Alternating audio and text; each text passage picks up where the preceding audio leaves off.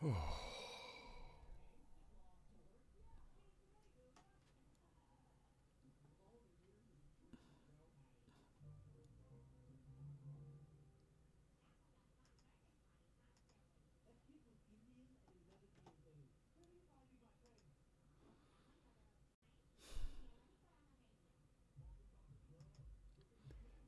Lee.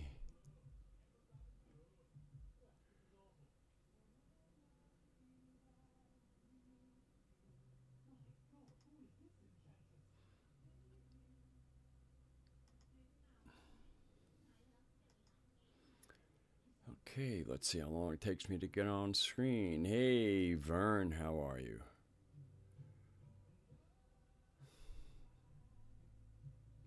All right, about a 10-second delay. Hello, all, and welcome to Can't You Hear Me, Gnostic? And as usual, I kind of let people get the notification that things are live, and wait for things to gather. Boy, the weeks are flying by. Hello, Robin. The weeks are so flying by. It really seems like I just did a show. And when I woke up, I went to bed very late. Well, I went to bed at 9:30 in the morning, and set my alarm and had started waking up in a fairly, not quite mid-afternoon. And I have two things I can do. I can push it to, wake me up in 10 minutes, or I can shut it off, and I must have pushed it in the wrong direction. So I woke up rather late, and, so I'm gathering, okay, what am I going to do with this day? Slept away a lot of it, and I realized, oh, I have a show coming up. Fortunately, I'd put some thought into the show over the weekend, had some ideas. Even had written, started, I was going to almost write something out really long, and I got the working title, but I didn't get the rest of the text that might go with it. So that'll be something I'll work on. But I have some of what I was going to, let me see if I can grab it.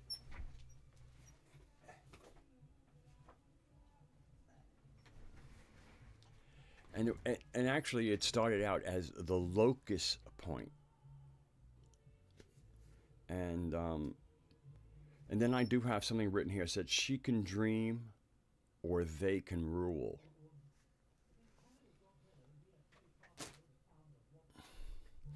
Now I hope people have had enough basic kind of mathematics where you know what a locus point is. If not, please Google it.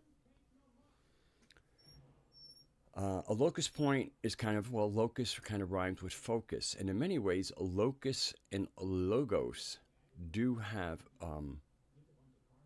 connection. So a locus is kind of like a coherence point.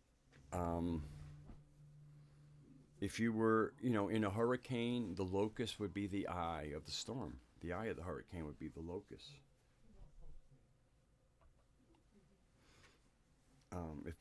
If the eye deteriorates, so does the rest of the storm, because the whole symmetry and concept of the storm is held in the eye, or the locus of the storm. Hello, Mari, and hello, Jessica. And what has gone on the earth in forms in the terms of the world, the legal systems, the governments, and things like that. That's the storm we're trying to deal with. And to deal with that chaos storm, we need a coherence storm. And that coherence storm needs a locus, or a focus point, a point of coherence. And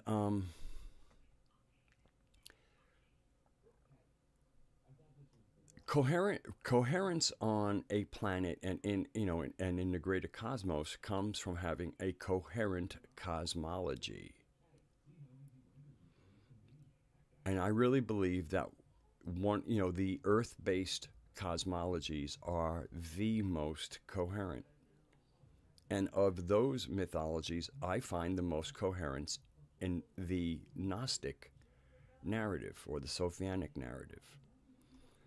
And the Sophianic narrative, to me, to be able to get parsed out of the, like, let's say the Nag Hammadi texts, which are a form of syncretism, and of mixture of cosmologies.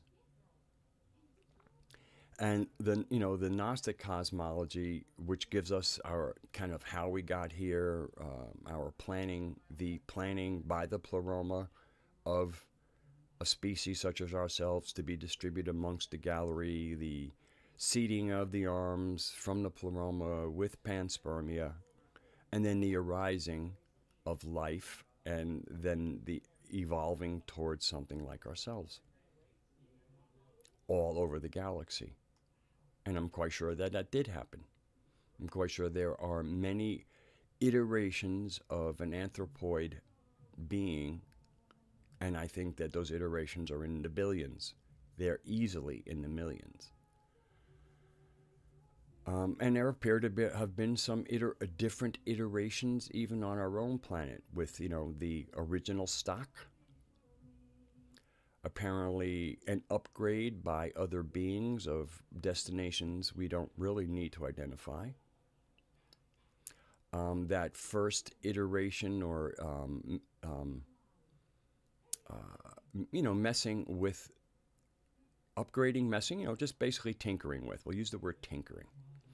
That tinkering by these other species, apparently there was a first iteration that was quite brilliant and said, hey, we're not your slaves, and broke away. And then there was another iteration that they would say, okay, we need to keep this group a little bit less sophisticated. And then we kind of see some of that story of the less sophisticated beings in the form of Adam and Eve. And then supposedly a snake comes in, and my snake for me is the old wisdom, so that would be the humans who, or some version of them, who knew that this new, they were the first version had broken away. Now this new version is there, and they're cautioning them. And that's what the snake represents. The old wisdom. And even say it, that old serpent, there's a language that refers to it as that old serpent. Yeah, that's that old knowledge. The knowledge that was very well developed, especially amongst certain people, and that one of those places was amongst the Magi. And again, we must remember that the Gnostics never called themselves Gnostics; they called themselves Telestai, those who were aimed. And the reason they could call themselves Telestai, or those who were aimed, is they knew where the bullseye or the locus was. So all you have to do, like going to it's pretty educational. Go to something like a Leak Project live stream, because they're talking about topics that are very much within this discussion. On Leak Project, he brings up a lot of the old, with Hermetic texts, Nag Hammadi texts, and usually on these live streams, he has a couple of hundred people on the live stream, so you get to see a kind of a cross sample of how people are aimed, and it appears rather than a target being in the center, if reading the many replies based on the conversation trying to be had, or something. Again, Rex is delivering. He's not exactly a philosopher. But when I read where people are aiming their arrows, it really seems to be more aimed at like the periphery or the edge of the dartboard rather than in the center. So when you see arrows being shot in every direction, you realize The reason they're being shot in all kinds of directions is because the target is eluding them. I mean, it's one thing to aim at a target and miss. It's another thing to not even know where the target is. And if you hit the target when you don't know where it is, it was an accident. Maybe a divinely guided accident, but it'll be an accident. Yeah, Lee, I mean, you're a pretty good example because I see you in a lot of the chats that I visit. I'm a little less participatory. I'm more of a lurker in those chats. You know, I mean, it's very often those chats are a little bit like recess for a young grade class, and I wouldn't want to spoil recess, and so I tend to be relatively quiet. Sometimes what I'll do in those chats is I'll mess with Rex a little bit because he's goofy.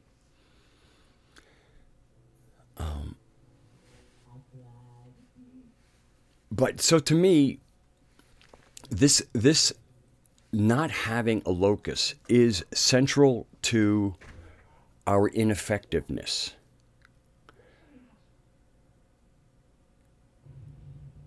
And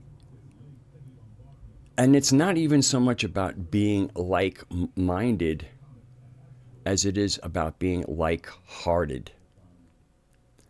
And I always I can never say heart without thinking wisdom, and I can't think of wisdom without thinking the heart and the energy of the heart, because that's where wisdom is. And of course, wisdom happens to be the English word for the Greek word Sophia, which means wisdom. And even as I put in, like, to me, Sophia, wisdom, is a quality and not a proper name. To say that Sophia is the consciousness of the earth is to say that wisdom is the consciousness of the earth. John Lash has identified a name, Vajra Vilasi, or VV for short, because the name is better spoken as an invocation and not just thrown around. So VV is the shorthand for that name. And Vajra is kind of power, but it's, you know, it's not like just lightning bolt type power. And Velasi, if I recall, it kind of refers, it basically it means the diamond sow, S-O-W, as in a female pig. And one of the kind of friendly names John Lash has for the diamond sow is Miss Piggy. Our mother is quite playful and has a really great sense of humor. Matter of fact, I don't remember what live chat I was on. And I had come into the chat after doing a pretty profound meditation. And there, I was typing into the chat, and then as I watched what I wrote, I went, look at the wit in what just got written. I didn't realize the wit that was in it. And then I started to laugh because I realized I had not written what I wrote alone. And there were 3 things that got written in that chat that after I read them, I had a laugh because I was not alone in composing them. The wit that got revealed as the chat went up wasn't my wit. So that was a magical moment. To see her wit in action when I really wasn't aware, but I had been in such kind of a communion that when I kind of went to be just myself, I still had pleasant company.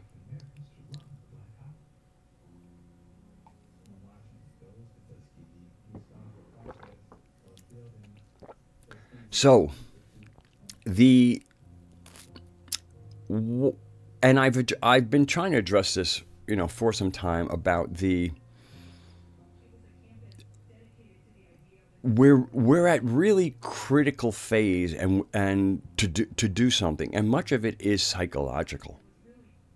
But whether you're doing something psychological or physically, you still need that place to put that kind of that back foot to push off of, so that you have greater pushing forward strength. And that comes from having your feet on a real narrative that brings the universe and the cosmos into focus for you, that puts you in a coherent downstream and upstream, that you know who and what you are. Without that, you're clueless in creation. And we don't have any reason to be clueless in creation other than a psychological decision that we aren't done yet. And that's okay, but what's going on this planet is happening very quickly, and she and those participating in this regeneration are doing something now. And it just, we certainly could use more hands on deck, and not down in the cabins taking refresher courses about stuff that has been in our laps and in our faces for years now.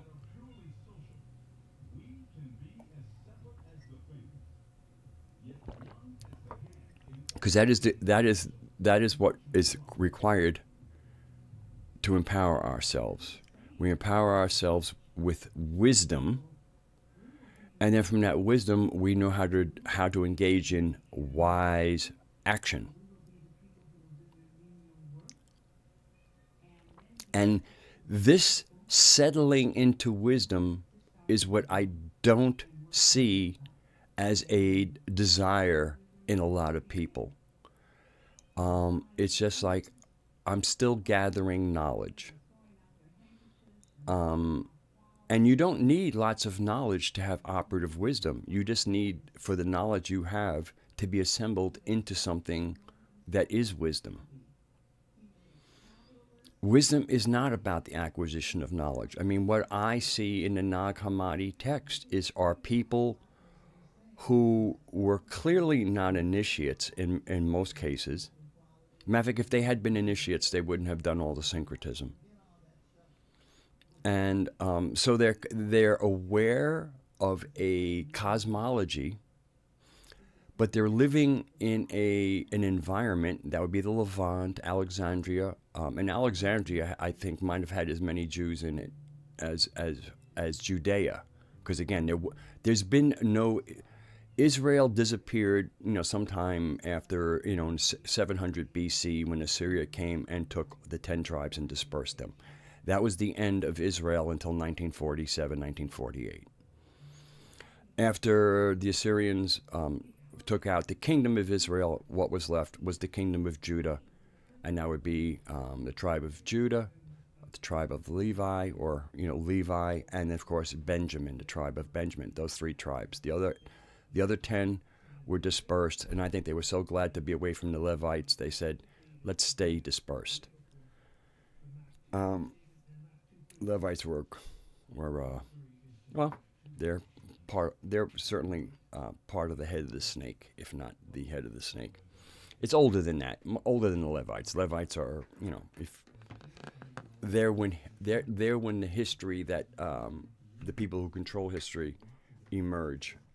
But the roots come out of some, I would say, more Babylon than Samaria. I'm quite sure there was the beginnings of some of that stuff in Samaria, but Babylon is where the fuckery gets organized. In Samaria, you had more competing sides. You had, there were no good guys and bad guys. They were, if you do the Enki Enlil thing. But clearly you had one that would be kind to its livestock, and the other one that, it's livestock. What are we getting all emotional about them? Apparently Enki liked to name his livestock, got affectionate with them.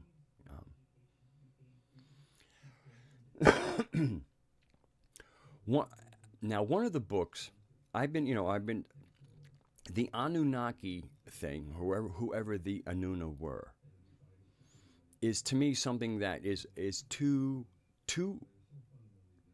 I mean, more people have heard about the Anunnaki than have heard about John Lash. So even though I think the Sophianic narrative is very important, he put out the narrative from the Gnostics in his own shamanic supplementation, which I feel is just, there is no better. Hello, Sandy.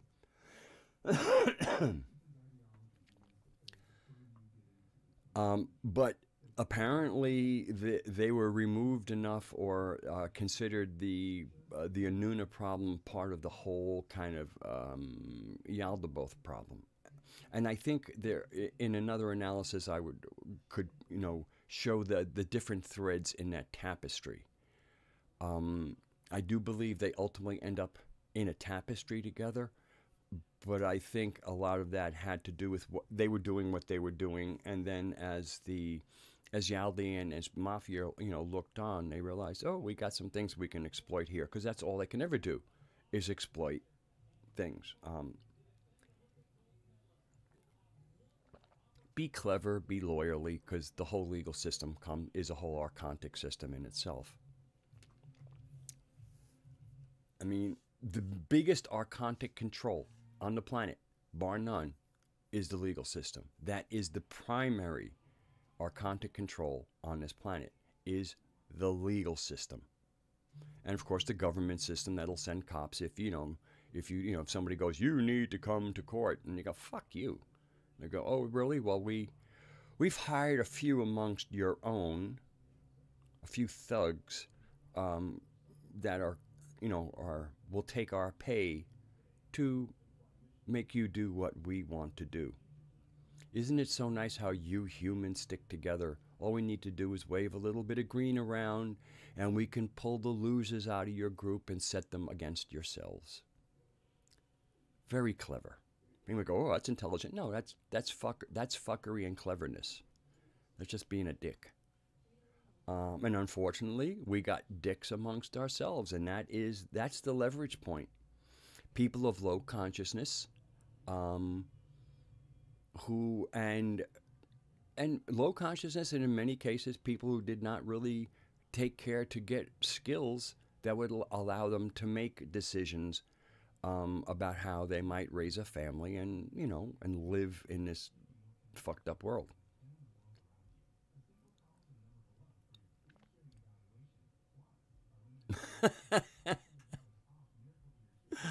I just read, hello Reemsy. Perhaps it's a poor time to wish everybody a happy President's Day.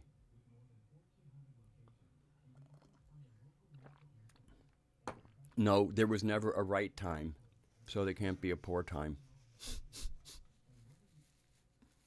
Happy President's Day.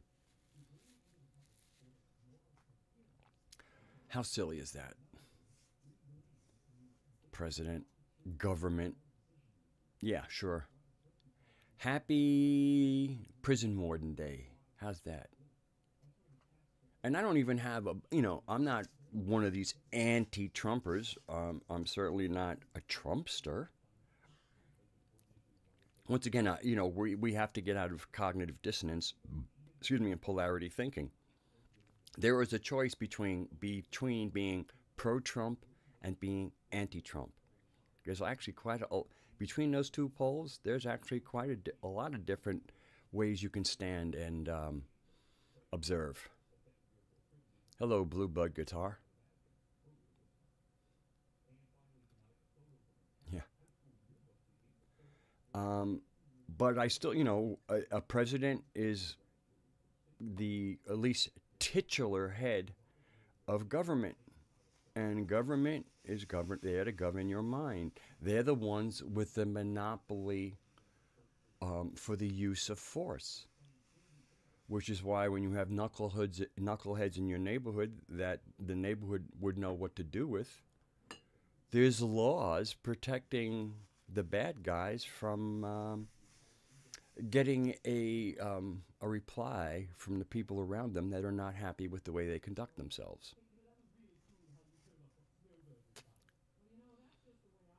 And hey, Lee, you might want to know Leak Project is live now.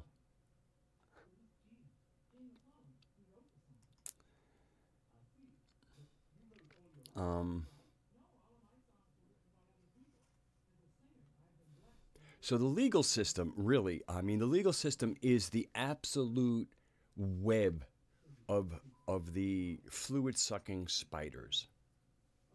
And the people who are part of that system are the spiders, because they can walk on the web without getting stuck, in most cases.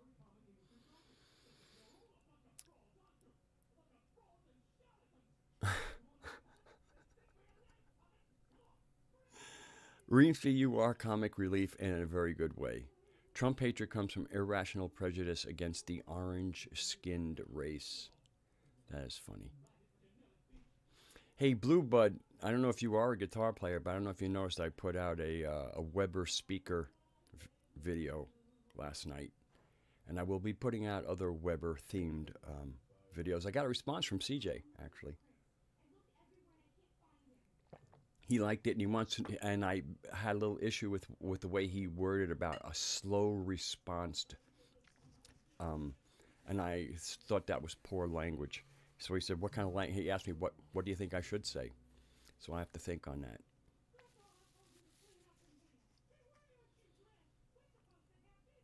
Okay, well, Blue Bud, I did my first real music, talking about kind of gear. I did a kind of a gear geeky video last night, but I'm not gonna. I figured, since it is on my channel and I see somebody called Blue Blood Guitar, I thought maybe I'd mention it. So back into Locus, and why I have, the name of this stream is John Lash, Gnostics, and Locus. And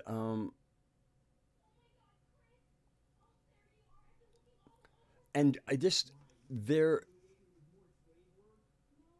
YouTube world is an interesting world because of it's a community all of itself. I mean, we kind of have our little Moose Lodgy, the community we have right now. I mean, people like Mari, Sandy, Robin, Kalendal, Lee, Reemsey, the people that as we go around generally we'll see. And then there's like kind of like a wider community where, like, if I go to a Leak Project thing, I'll see Lee. I might see another one or two of our people, but generally it's another group. But again, so there's a lot of combination. There's a lot of shells to these communities. And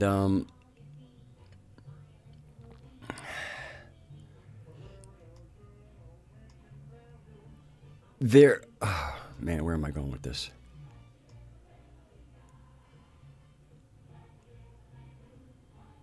Give me a second.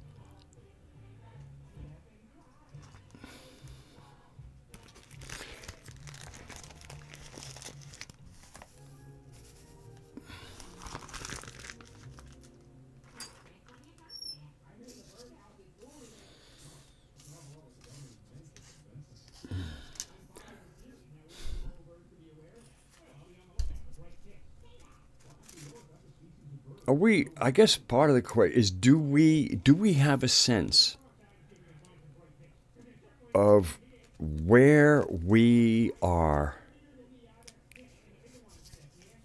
in history and our story? Because I really feel in many ways where we are is at the end of history and at the beginning of our story.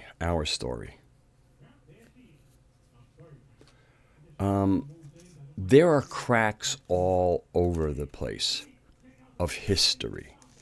More and more we're starting to hear about not only the cover-ups within history, but how the timeline itself has been messed with. Now there's the New Earth YouTube channel probably has the longest running and most coherent unveiling of this timeline fuckery. And one of them certainly, and it seems to tie in with the formation of the Gregorian calendar. We don't really know. We hear a little bit about, what might have been before. We certainly have clues, why something like October, which means 8, is the 10th month of the year. Lets us know that something got added, but they didn't clean the language up behind them. Anatoly Fomenko, who's a Russian scientist, and I think he's a mathematician and statistician, and he was the first one who was, there was a period, I guess during the Dark Ages, where it was inexplicably the recording of the eclipses of the moon and sun seemed to almost double in frequency. In other words, there was a record of in the books of eclipses of the moon and sun that were out of sync with our very mechanistic solar system. And it's inexplicable. It's just like, it seems like everything speeded up and then it settled down. And when Anatoly did the adjustments so that they would follow when they were supposed to follow, he found that apparently what had happened was somewhere between 600 and 1,000 years were inserted into our history.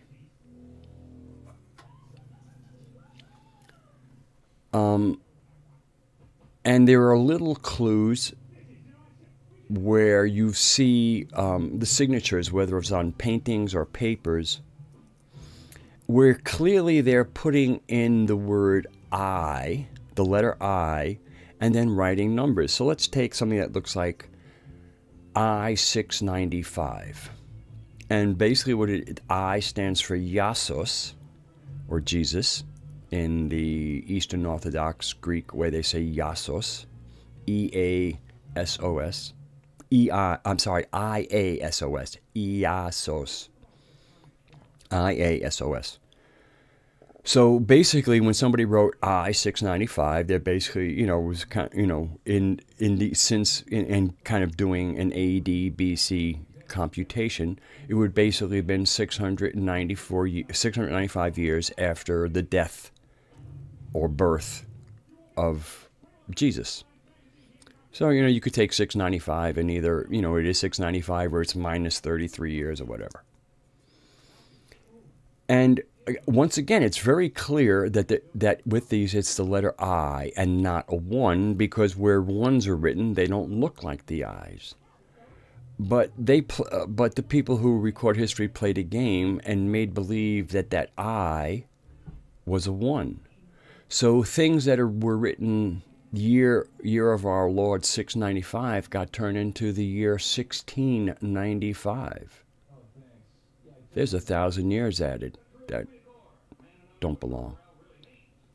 So it's these kind of little things. And apparently the reason they made that mistake is because there was a vested interest in making the history that existed before all of these legal systems and before freedom was just about pulled off the planet. They tried to put it more in the past. And then, of course, they also tried to make it sound like, things were brutish. Let me tell you, you would rather be living 200 BC Carthage than you would rather be living in 500 AD England. Carthage had full sewage. In these, and then you get into the Middle Ages, and you're lucky if you had a town cesspit. Garde Lou was at least in France, Garde Lou is what you said as you emptied your chamber pot out your window into the streets. Garde Lou was so people would look up and not get your chamber pot dumped on them. Going to the loo?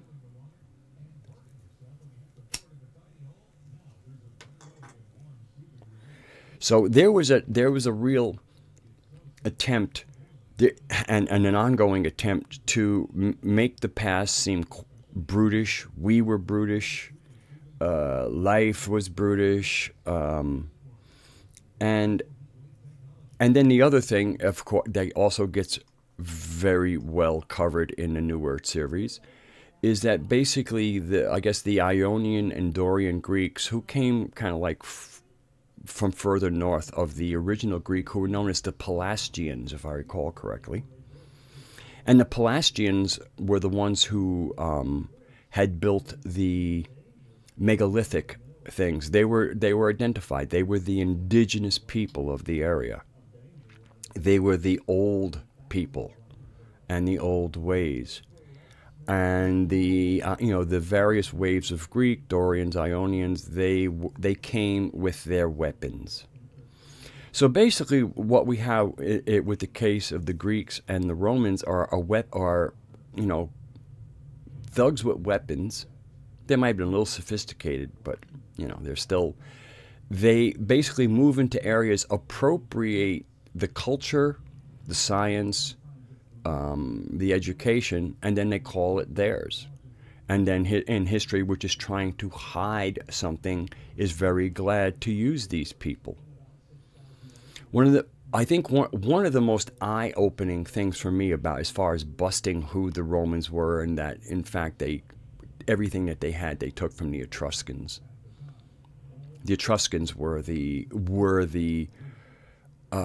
survivor, or the old culture that had the goods, and then the Romans came in. The Romans arose with their weapons and displaced them, and then claimed the greatness of the Etruscans for themselves. But the most eye-opening thing is the concept of the aqueduct. The aqueducts that brought water from the mountains and into the cities and fed those fantastic fountains, all under their own pressure, because it was coming down from the mountains, and you build all that kind of pressure. I see I had better refresh here.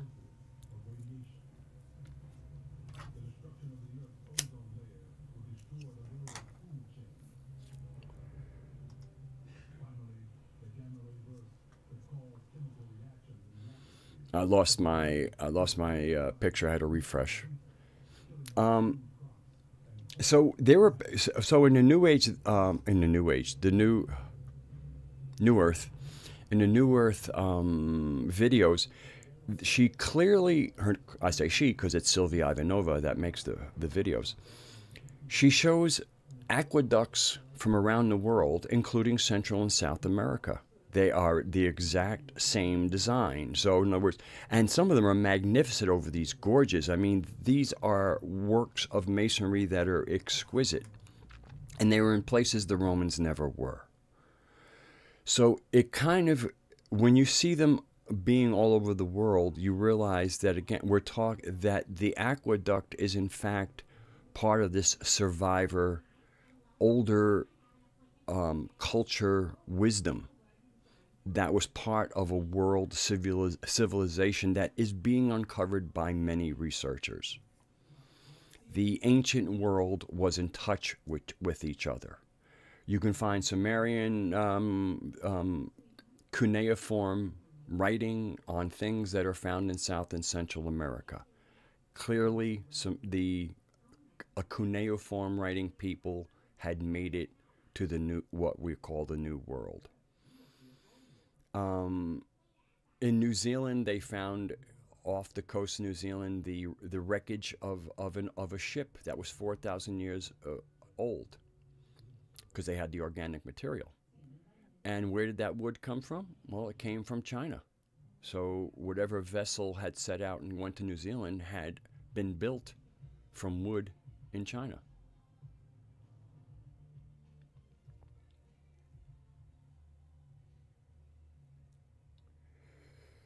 So we have been engaging in commerce and exchange for many, many, many thousands of years. And this is something that scientism doesn't want to give up. History doesn't want to give up.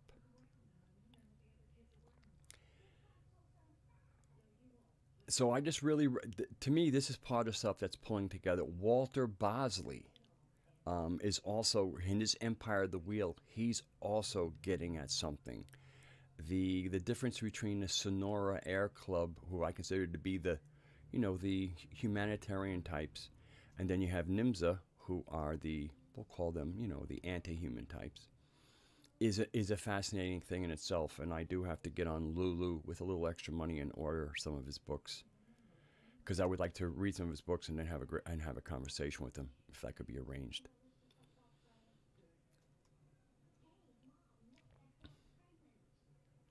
Okay, I'm going to just take a break here, and because I'm watching the chat, but I'm not reading it.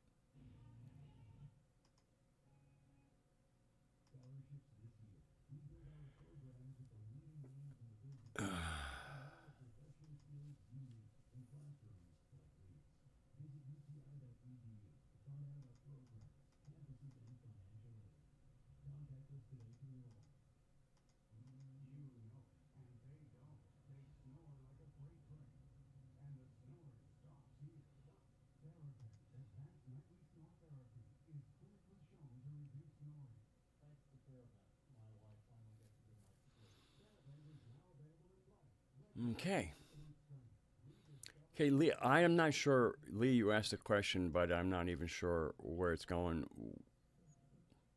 Would that have, because again, I guess you probably put it in once I was saying something, so I won't know when you put it in and what you were attaching it to. But your question is, would that have to do with the Latin Vulgate and the Age of Enlightenment confusion? I really don't know.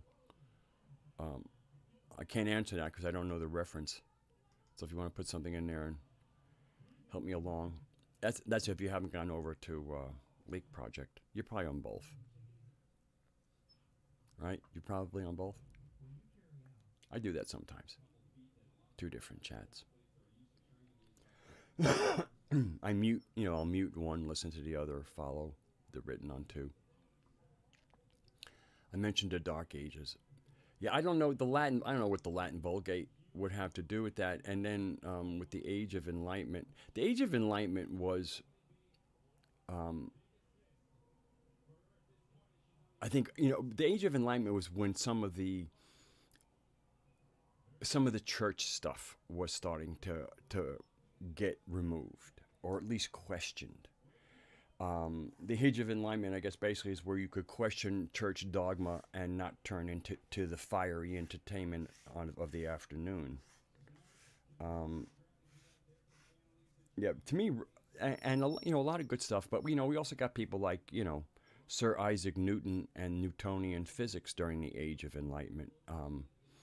And Newtonian physics is useful.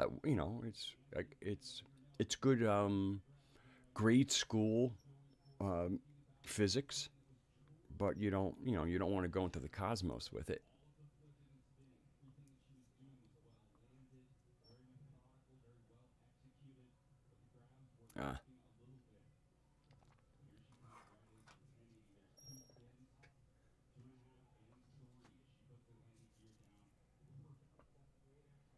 Yeah, what Vulgate, and Vulgate or vulgar means common. That's all vulgar means, is common. Although when you realize that there's an aristocracy, common then isn't always as neutral as it might seem.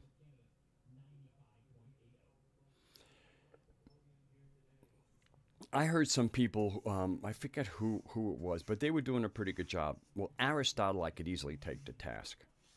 To me, Aristotle calling himself a philosopher is a joke.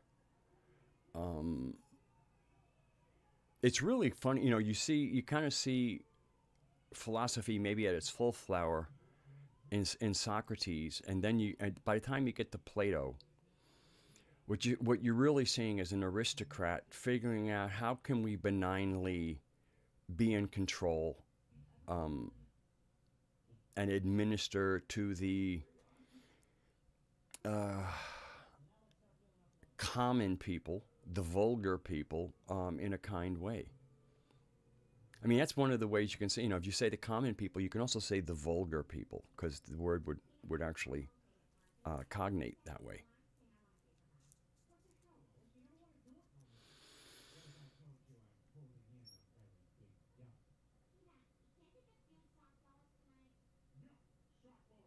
So one of the things I guess I'm you know, since this is a Gnostic themed stream, and again, I've come up with my little, you know, it's a descriptive, but it also has a little bit of my dragon humor in it, and that's calling the Gnostics whose Gnostic cosmology derives from the Nag Hammadi text. I call them Nag Gnostics.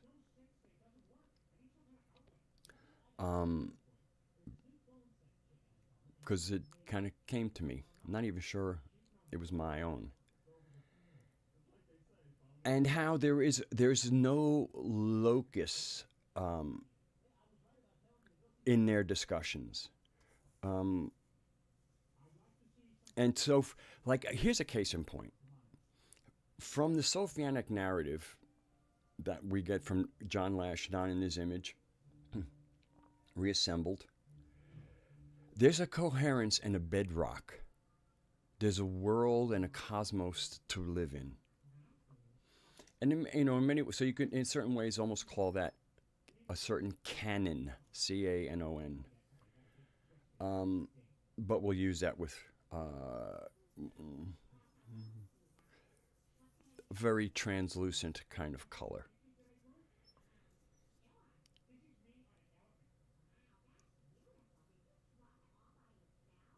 And so for me, like, in other words, I can now take the Nag Hammadi narrative and then look at the Anunnaki narrative and interpret what they have done and were doing from being informed from the Sophianic narrative. In other words, whatever gets done on this planet is getting done within the agency of Mama. And I can, you know, and now one of the interesting things is Anton Parks has, to me, is the person you really want to read about anything Anunnaki. Please, Zecharia Sitchin did his part. He made us aware of the Sumerian texts and that something went on there. Other than that, to me, it's best to leave him behind because of his interpretations. It's very clear across multiple texts that the whole purpose of the creation of a being was to tend their gardens, to be a laborer. I mean, in all the things that I've read, I don't read about the gold mining. Gold mining is I'm not saying that there might not have been mining of all sorts, but this whole thing about the gold in Planet X and Nibiru, that came from the colon of Zecharia Sitchin, and I think it should be again, he opened a door, and then other people were able to go through and I think did far more responsible work than he did. And people who were true Sumerian scholars and Akkadian scholars, there's different languages there.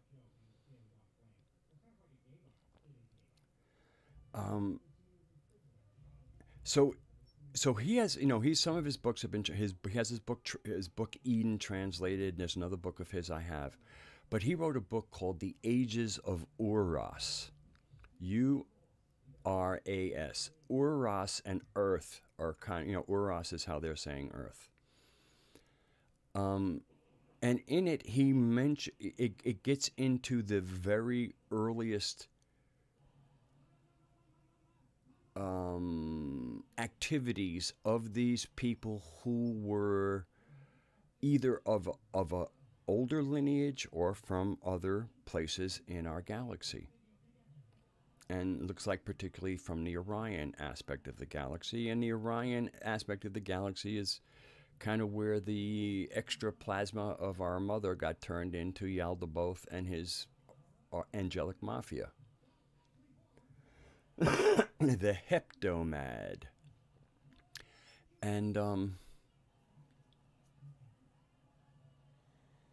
so in the ages of Uras, there's a group, and Ninharsag, you know, the sister wife of Enki, who he could not make anything without. She was a Kadishtu, or life creator. Kadishtu and Caduceus are from the same kind of sound, and they correlate together. And the Kadishtu apparently had arrived here before the male aspect of things. And, you know, and the earth was full of hominids, and Sophia doing things her own way. And so they contrived these, and these were all female priestesses of this Kadishtu life designer group. And they wanted to create a being that would, in other words, without all these male things around, they wanted to create a very, very enlightened being. And so they set about creating it. And when they were successful in bringing this being into existence, it was greater than they were. It was interdimensional. It could be in any dimension it wanted. It could locate here, locate there. It was a, to me, what it was they contrived to put together a physical enlightened being. But because they were doing it within Sophia's dream, and they wanted something very special, she added her magic to things. And to me, what they had done was they had created a body that could contain the full consciousness of the luminous child, the full sagacious being that she is dreaming us towards. And apparently and they were called the Nam Lu'u, Namlu'. And any information, if you speak Spanish, then you can put something into YouTube. Apparently anybody who's covered the Nam Lu'u at all has covered it in Spanish. All right, so any Spanish-speaking people put Nam Lu'u, Namlu', into YouTube, and you will get some things that talk about this being. And perhaps you could share it. But in the ages of Uras, there's like a whole chapter devoted to this. And I remember reading it and how surprised they were with this being that showed up. It was like, hey, we were going for the goods, but this is beyond us. How did we end up creating something that is beyond us? Well, my answer from the Sophiatic narrative is, Mama got involved because you created a being that could hold her full dream of who we're supposed to be. Good work, ladies.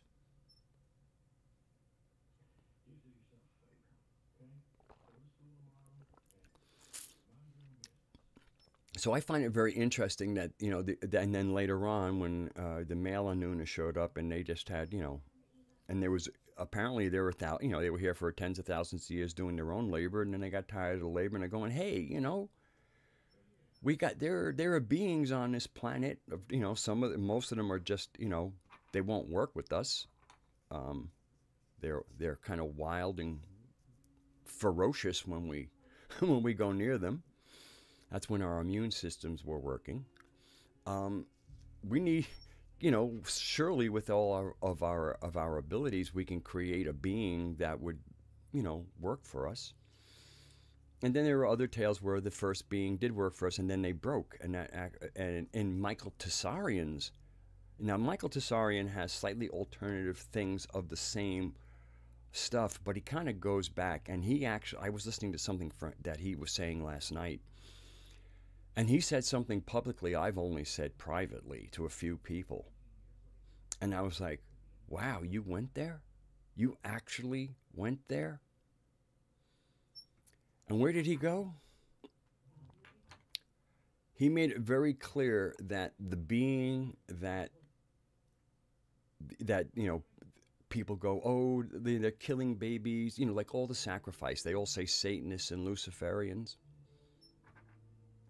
Michael Tessarian said it straight out, and it's something that I've known for a while. The being that the elites worship is the same being that is saying things in the Old Testament. There is no difference between this being. The elite know the true nature of the being and give the being what they want. Christians can drink, can do wine and bread in place of flesh and blood, but it's all part of the same thing. And he actually went out there and basically said, the God of the religions is the same God as the elites.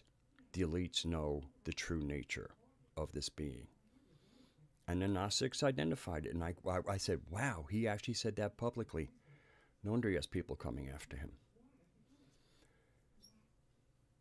And that's to me, and that's one of the things that people go, oh, they do this, they sacrifice the children, and they go, and like, can we stand what we're going to learn? And my thing is, something, it's really what they're doing is probably in many ways the greater horror.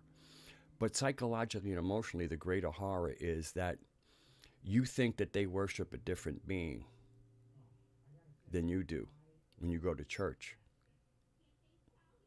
And they don't. It's the same being.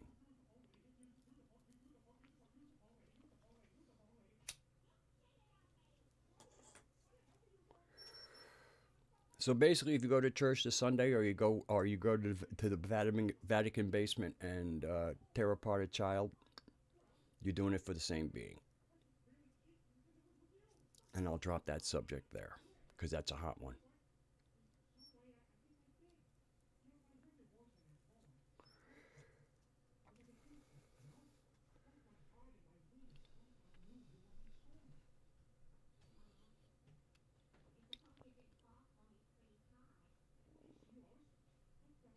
And I'm glad to see Raksha jumping in and giving me a witness. And I really feel that is, if one of the, like some of the, quote unquote, the Illuminati, wherever to get busted, and say, what do you have to say for yourself? How could you do all these disgusting things? What is this disgusting God that you worship? And if they were to kind of like just look in the camera and say, what I said a little bit ago, man, that would send a lot of people into a fetal position.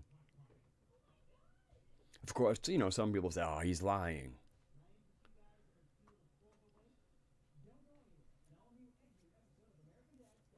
They got caught. They're just trying to make us feel bad now. Well, that's what's called denial.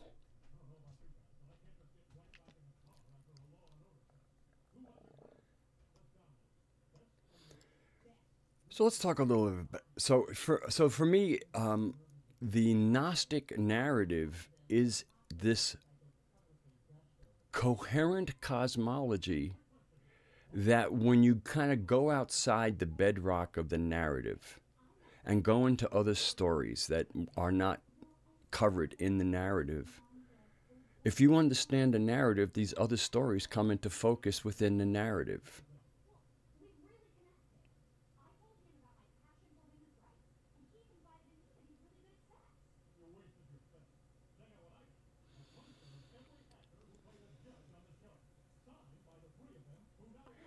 And to me, that shows its aliveness and dynamicness, because the Sophianic narrative is a myth with no ending because we're here.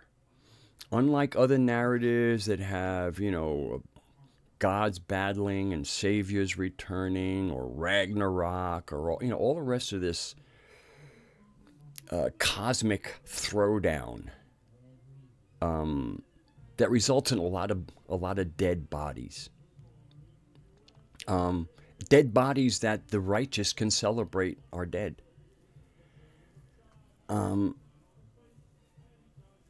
They're very different. In other words, the Gnostic narrative doesn't have an end times. All the other narratives have end times.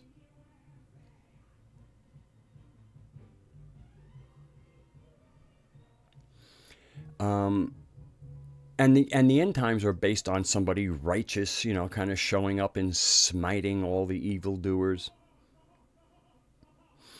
And the smiting that goes on in the Old Testament against, all of those evil people who have been approaching divinity in their own ways, some of them sometimes in very twisted ways, and other times in very sweet ways. But, this whole thing about, smashing their sanctuaries and their sacred places and whatever, this is supposedly the righteous speaking. And John has cautioned very much about righteousness, Zodikism,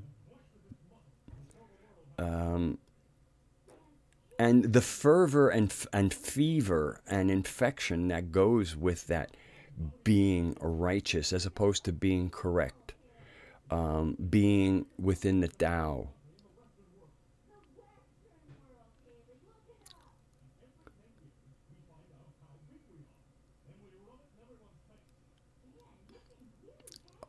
So the Sophianic narrative, or the Gnostic narrative, is open-ended because we're here for a long time.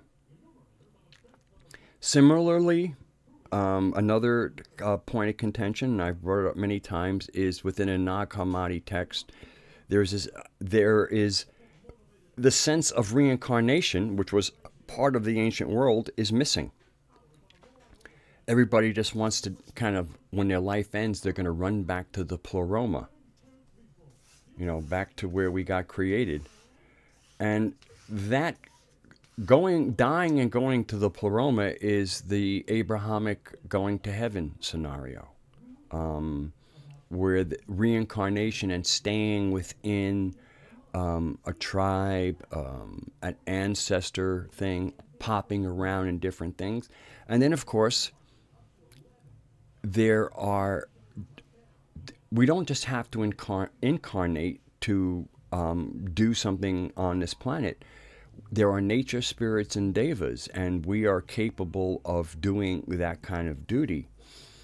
Being a nature spirit on the cesspool of a planet that the archons have turned it into, and of course with the acquiescence of billions of clueless people, and I might get into that.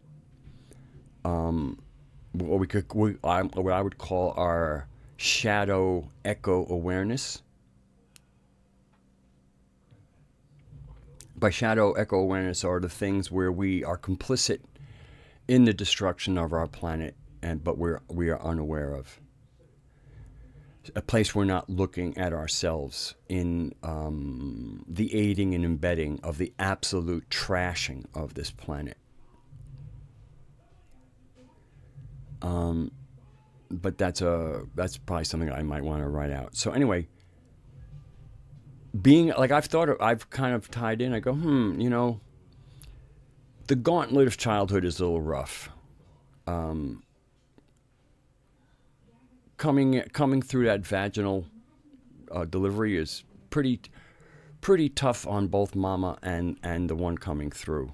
I can see why apparently certain groups cloned full human bodies for a spirit to come to rejoin back into.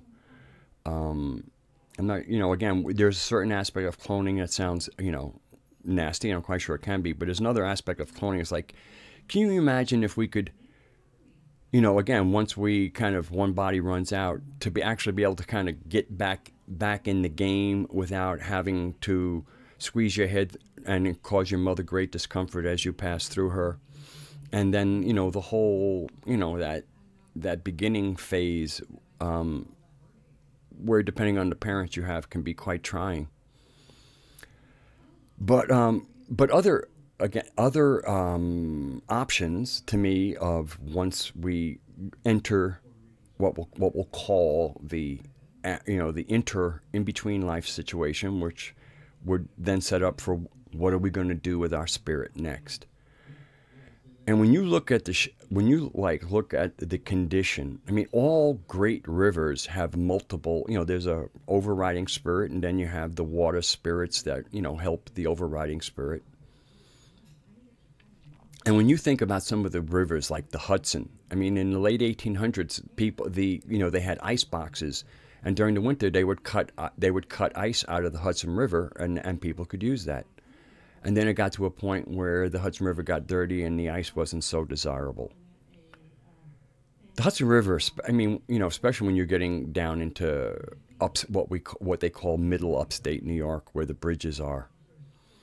To imagine that a river that huge could be made unsafe, where you could no longer swim in it. I mean, FDR got polio after he used to swim in the Hudson River, and then he picked up polio after one of his swims.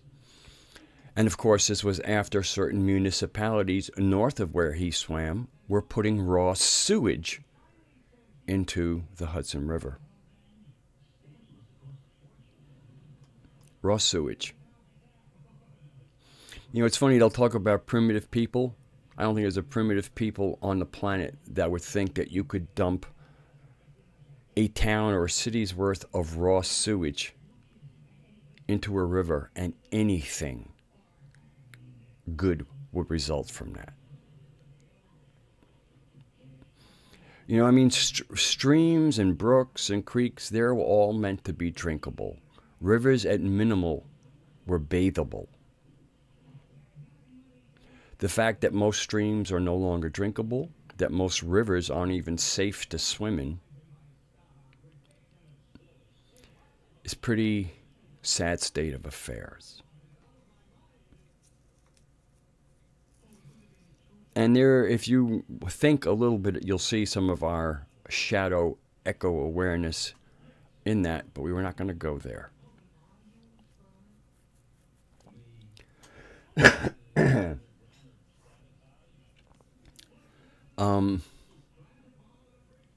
So when I think about being a nature spirit, you know, I think it might be a nice break, a nice way to continue working with VV, with Mama, staying in the game, because that's what that's why there was reincarnation. You stay in the game where spirits, when the panspermia went out and different beings arose, it wasn't to arise and run back to the pleroma. It was to arise, take in the spirit of the pleroma into our biology, and then kind of almost pleromic outposts in the canoma.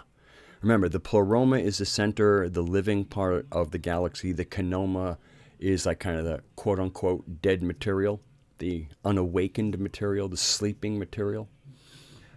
So part of the pleroma putting its seed into panspermia to arise biologically all over was to bring their spirit into the sleeping part of creation. So to live a life and then run back to the pleroma, again, that doesn't even fit into the concept of reincarnation. Reincarnation is by hanging around, not I did my time on Prison Planet, and now I'm going to go back to the pleroma and play flutes with the aeons. Notice I said flutes and not harps. Going to keep our places straight. But when I think about being a nature spirit right now, and when I actually kind of made a contact with it, and oh my God, there aren't many people lining up to be nature spirits right now, I'll tell you that. And of course, you'd have to know that that's an option. That's the other thing. Okay, this is the whole, to me, and what's important about having a cosmology, not only that you live by, that you can die by. Dan Winter, somebody you might know, he's out there with the Therify machine. He does some interesting work. He had a phrase that I liked, and he called it dying a shaman's death.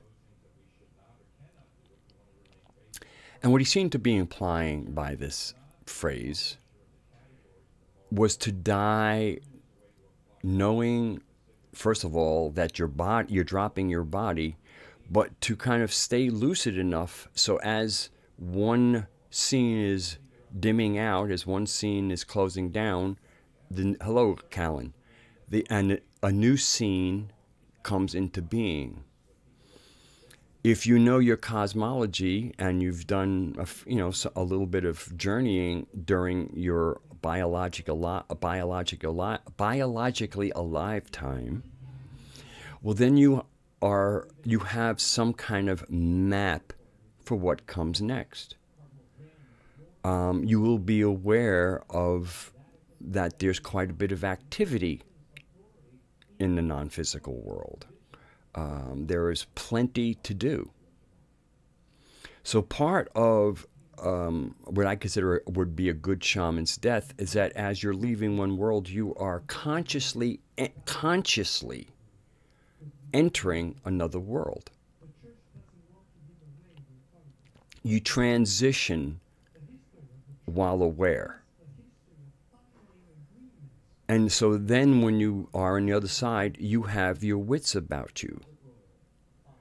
And no matter what or who approaches you, you have your wits about you.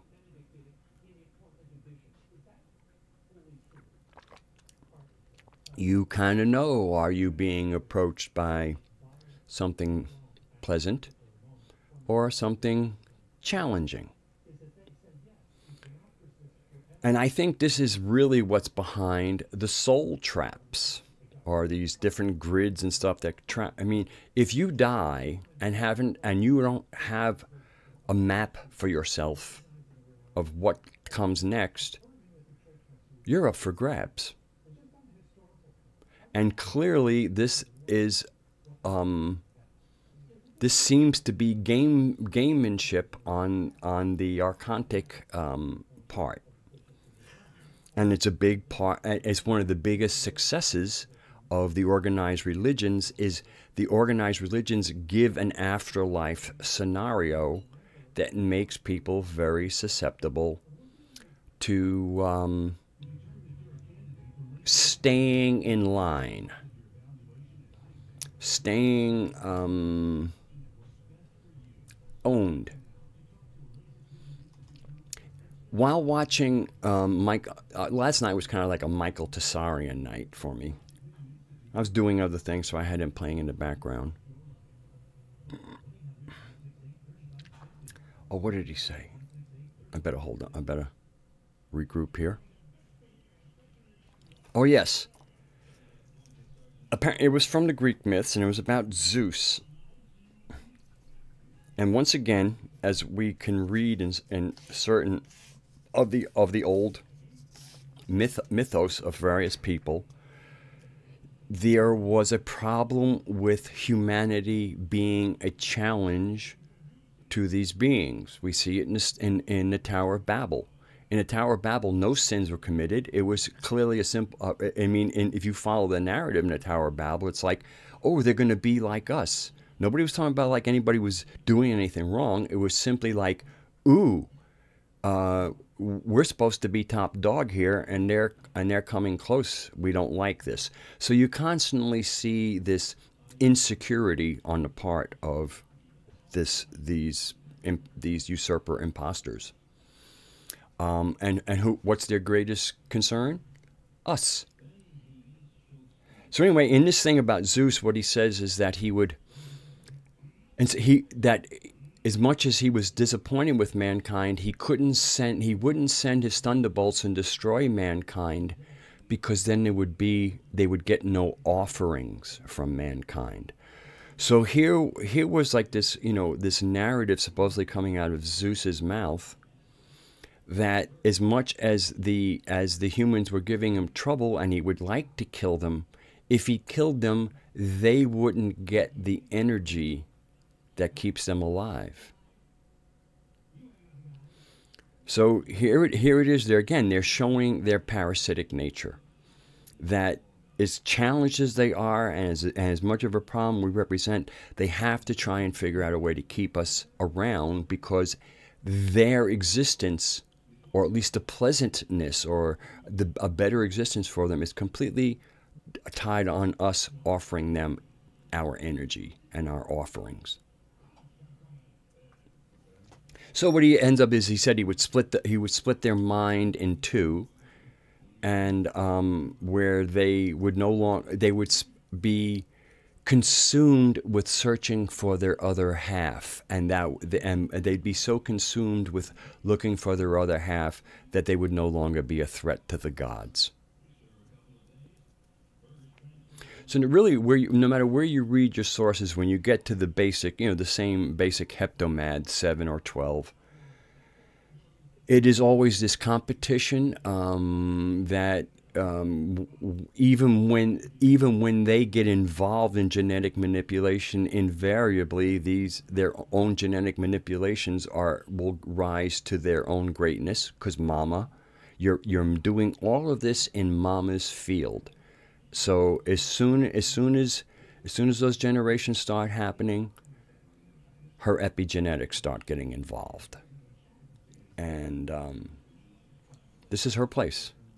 It's not her world, but it's her earth. She is it. She is that earth. And I would love for for Earthlings to remember that this is their planet, who Mama is, and get connected again. Get that locus point, and where we get comfortable enough in where we certainly don't what if our place in creation. I mean, to me, when we come into like what I would consider extra creational stories, like what the Anuna gods did, what we see in all, whether it's a Popol Vuh, the Atrahasis, the Enuma Elish, the Old Testament, the extra biblical works, the Nag Hammadi scriptures, big time. We need a cohesive place. And that's why I said the one thing, and one of the reasons why the world is ruled by monotheistic people is they all cohere to a basic cosmology. And then people leave that cosmology and they enter the open source world. And open source is a cover word for clueless in creation. Because open source has a kernel. And in other words, somebody creates a workable kernel, coherent operating system, and then from that operating system you can build on it. But you have your basic kernel. And for me, the human kernel is a Sophianic narrative. And then from there, you can start open sourcing. You can start building on that kernel. Without a kernel, you don't have open source. You have open anus.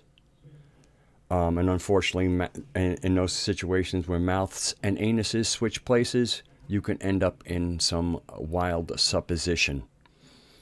And it's funny how supposition and suppositories kind of have a common root. Ponder that for a moment.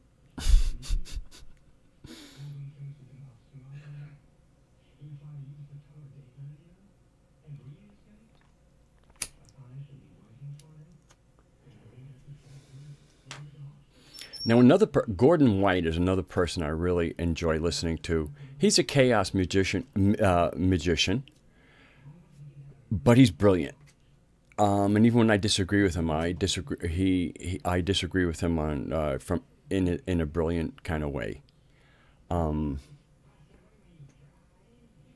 What did he say recently that made me bring him up? Kentucky Fried Spirituality Colonel-iness. Oh. I'll pass the bucket.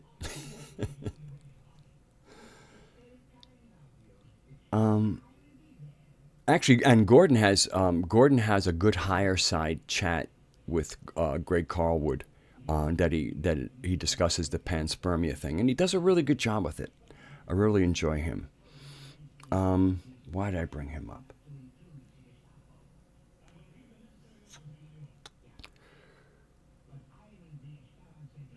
Oh, obviously it'll come to me.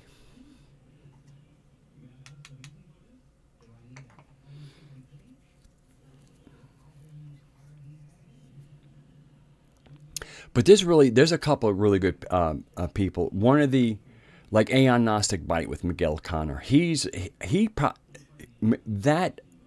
fact that, he's practicing a Gnostic thing, and he does his intros, he does his outros, so you get an idea of like where he is. And again, to me, his show and the things that he says to me are one of the better examples of what I would call the Gnostic voice.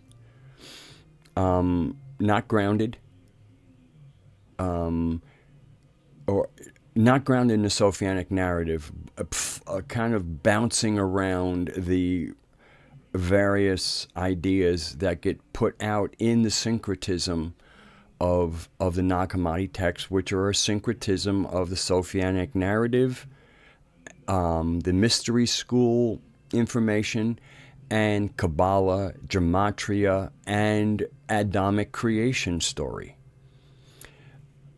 The fact that the Adamic creation story gets as much discussion, and the way it's discussed in the Nag Hammadi text, again, to me shows the pernicious influence on Gnostic thought that was occurring in Egypt and around Alexandria, and obviously around Nag Hammadi area.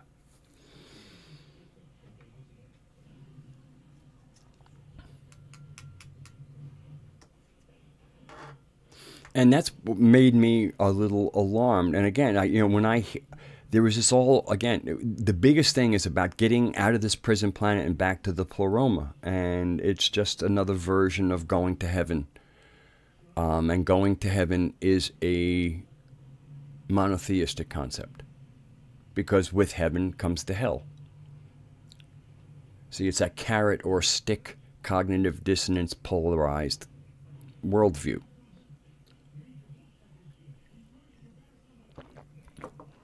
Where it's either sweet or you get whacked. The fact that mistakes can have consequences, but those consequences sometimes come with a wink and a smile. I mean, in the errors I committed in my own life, many of the corrections come quite sweetly, very lovingly, and often with a sense of humor that the humor is so personal, is so unique. I mean, a humor that seems like that only you and the originator of the humor would really understand. So you get these kind of corrections from an aspect, from a being, from something that cares and loves you, that shows that it knows you better than you know yourself. But it does so, but that knowing you better is with profound love. And that's why these corrections come with like a little wink and a smile and maybe a little self-deprecation, basically where a loving mirror is held up. And so you learn that correction doesn't have to be with a stick. Correction can come with a smile. Correction can come with an inside joke. And that allows for the nuances between polarities. Once again, polarities represent the extremes, the kind of like can't go any further. And that is where most of reality doesn't happen unless our own cognitive dissonance puts it there. And when we're living against the walls of reality, the boundaries of realities, when almost all of the real coherence is on the spokes heading towards the coherent hub, you can just see how confusing things can get.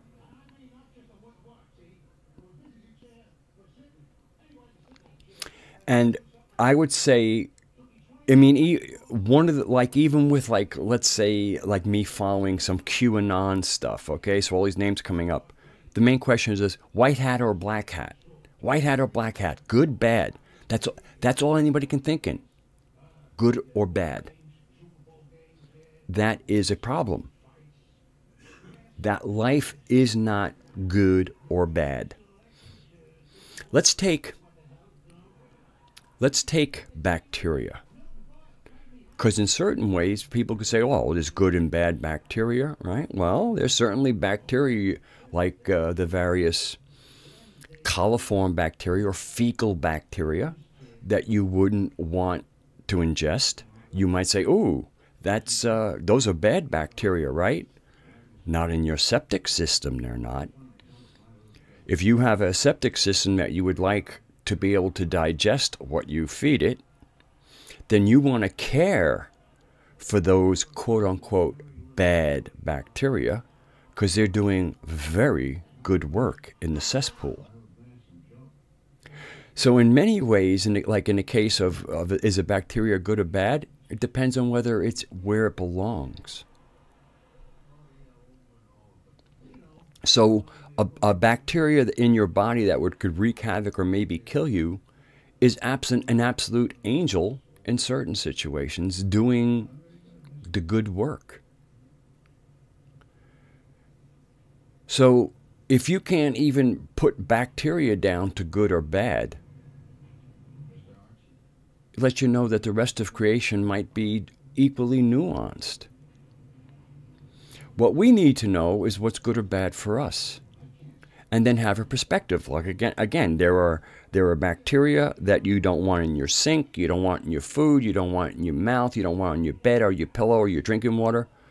But boy, do you want to support it and maybe even give it some yogurt in your cesspool. All right? So this is perspective. This is dynamic.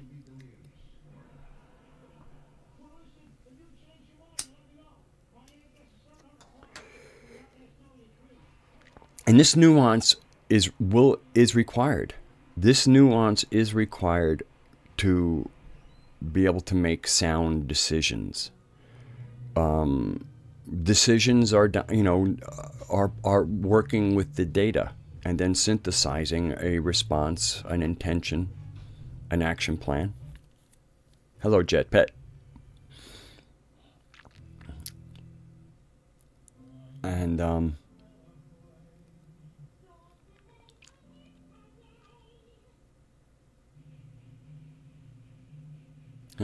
who knew that saying hello would throw me off my my thing?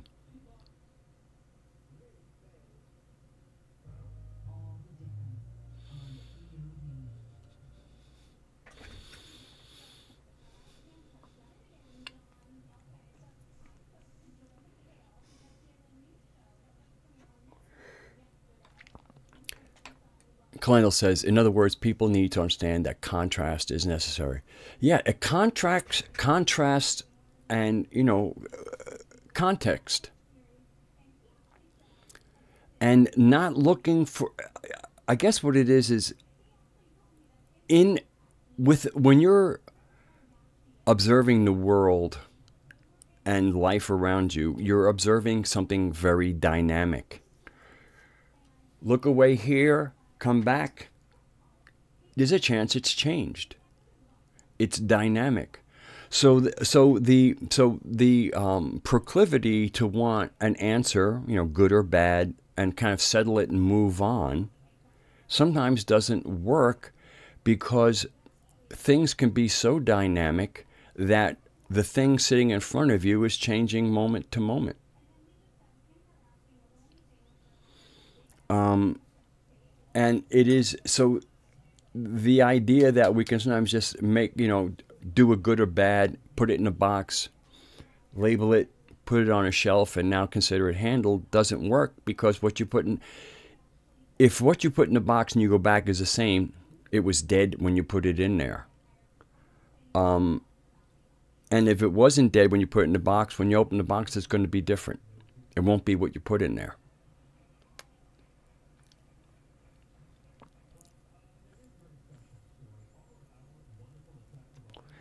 Hello, Soul Traveler.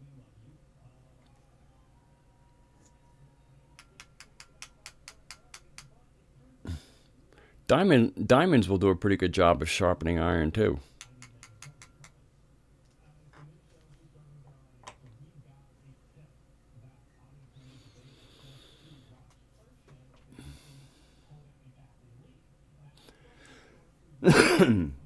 So, I'm going to now, after an hour and a half of almost nonstop delivery, I think I'll take a little bit of a breath here.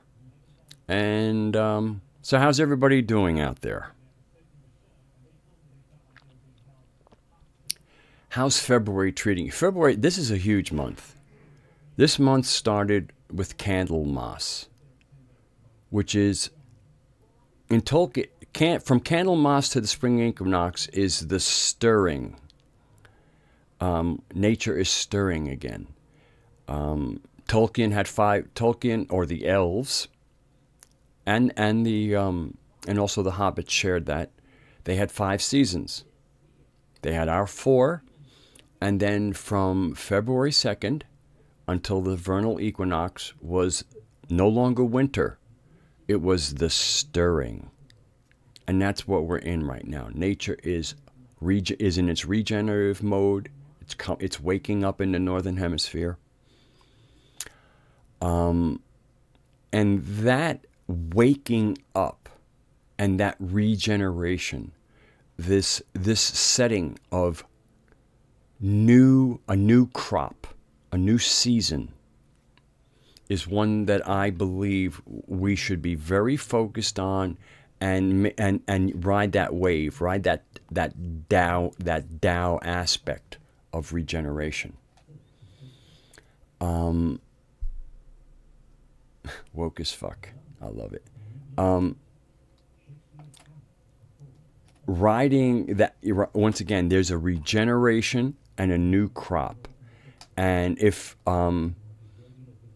you were happy with last year's consciousness crop in yourself, then I guess just allow it to regenerate. But I think a lot of us realize that an improvement of the crop is probably in order. And this is that time. This is that time to be preparing your inner soil, maybe providing it with more minerals, more organic material, so that this year's crop is a much better crop.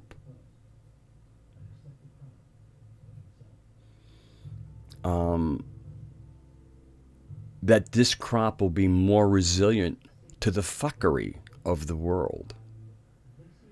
That this crop, rather than feeling like victims of that group, now realizes that it was just a matter of torpor, sleepiness, bad information, hypnosis, whatever. But rather than arising and pointing the finger at the cabal, that this year's crop might realize it's on us. There's no blame game here. The ones that are doing what they're doing to try and keep a system that they built over thousands of years in place. they're basically engaging in survival. But since they're parasites, their survival is very tied into our survival, where our survival is not tied into their survival.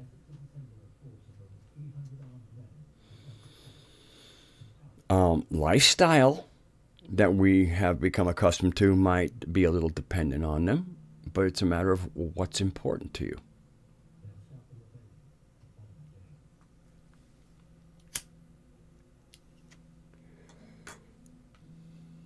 So this month has been a very powerful month, and it will continue to grow in power. We have the vernal equinox coming. This is when, this is when it's very obvious that we have a new crop ready to come out. And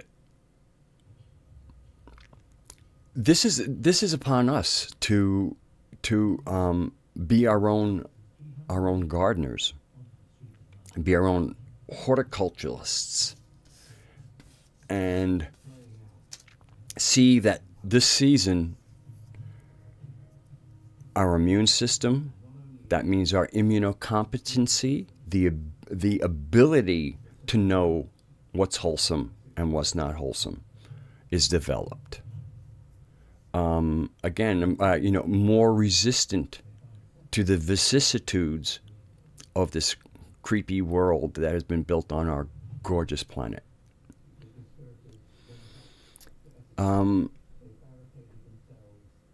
Realizing that we have, we have what we need, even though we mess with. Plants require the sun. Chemtrails mess with that, for sure. But, this is the other thing. It's like, oh, when are they going to stop chemtrailing us? Those are the ones who actually control all this. They don't fly the jets that put the crap on us. No, that would be probably somebody, if you live in a good neighborhood, you might be able to call a neighbor. This is why we have to stop, oh, they're spraying us. No, we're spraying ourselves. Somebody is taking a paycheck. They're not, this isn't the elite families. This isn't some Rothschild getting into a jet and dumping the chemtrails on us. No, this is one of our own taking a paycheck, getting in the jet, and spraying us. And when we start realizing that almost every single problem that we have, everything that they are doing to us, is done by an order follower of ours taking their money to do what they want them to do to us. When we get that straight, we start realizing that we suck, not them. They are what they are. But the fact that so many of us will play with them means that we suck. And that means we have an immunocompetency issue here. This is whenever one of our own do something dangerous to us, that's an autoimmune disorder. That's the body attacking itself. The elite are not part of our body. They see themselves as separate. But there are other people who are just like us, just want a paycheck, and they are the ones doing the fuckery. So this is, hello, EarnLink. EarnLink, yeah. This is one of the things that we have to really come to grips with as we're going, oh, the cabal, oh, the Illuminati.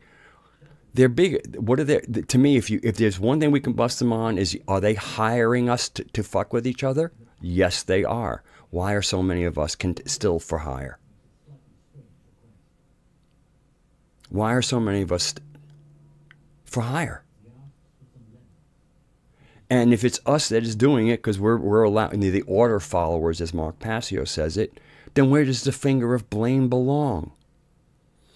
An anti-human group that doesn't even think of themselves as part of us, living, a minority trying to stay alive amongst the awakening populace that really would like, to build a Tower of Babel on their dead bodies. Again, the pathogen is going to go into defensive mode. And what's its primary defensive mode? To hire us, to stand between us and them. That is a form of cognitive dissonance. That is why the few can continue to control the many, is because some of us will pick up their guns and their swords and allow them to tell us who we should point it at, and they always tell us to point them at one of us. This is suicide. This is autoimmune dysfunction.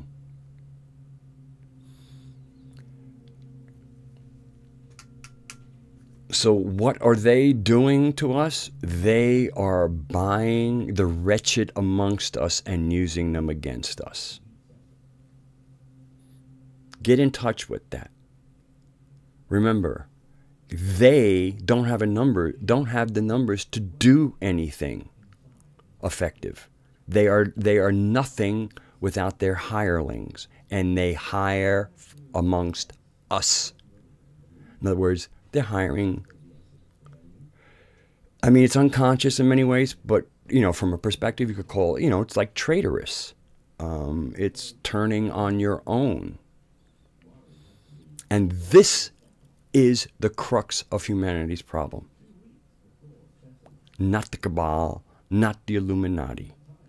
Us not getting our heads out of our own asses. The sound that we need to hear around the world is this. That's the extraction of heads from rectums. That's the sound that I would love to hear around the world.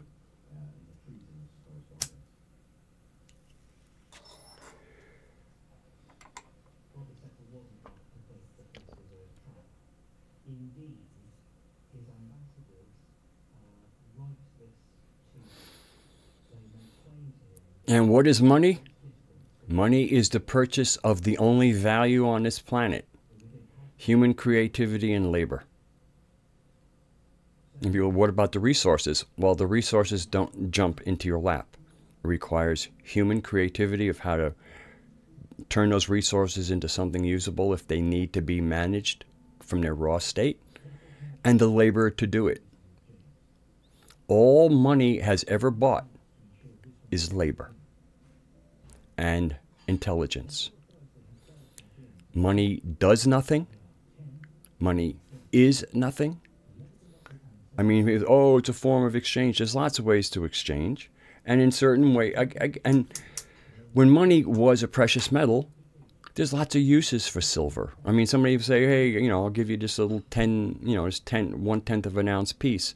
You get a couple of them, now you have an ounce, and you might be able to make a nice necklace or something from it. Gold similarly had many uses. So it wasn't, to me, it wasn't just money. It was also it was part of the earth. I mean, you had a resource. You had little any number of things. You collect a couple of silver pieces. You bring them to your silversmith. You say, hey, can you turn these? Here's a stone I found. I'd like to have it mounted in silver. Can you take how many of my coins do you need to make this piece for me? And then, of course, I guess you're going to want a coin or two above for your efforts. There is only one value on this planet, and that is us. We are all of the value, which is why they set up a system and then owned land that you needed to pay on, because they had to create a need for money, because they had a need for our labor, which is the only thing that matters.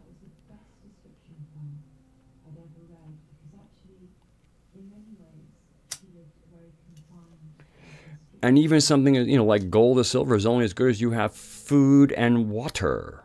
Without food and water, all that other stuff is just silly.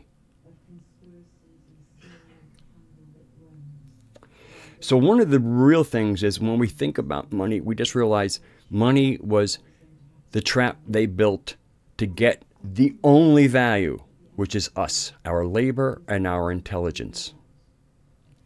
That is it. That is the value.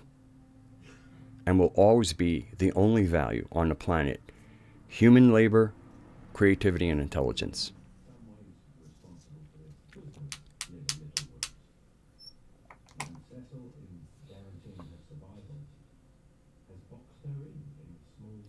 All right. So that was a little soapbox thing there. So let's see what the people, but this chat is like wavers between 20 and 11. Very dynamic here. And you know what was also interesting? I got up to 131 subscribers. I put up my Weber speaker one. I lost 3 subscribers. I gained 3 and then lost 3. That's why I felt the need to put up my comments. Like, I haven't left doing my mystic stuff, but you know, as we branch out and bring in other aspects of our being, and I'm a musician, I'm a tone hound. So for me, that's going to be my. So the whole thing is, I'm going to do the mystic stuff when I do it. It might just be these. And then I'm going to have some fun in the world of art, and my art is music, and the tools of my art, when playing electrically, are speakers, tubes, amps, things like that.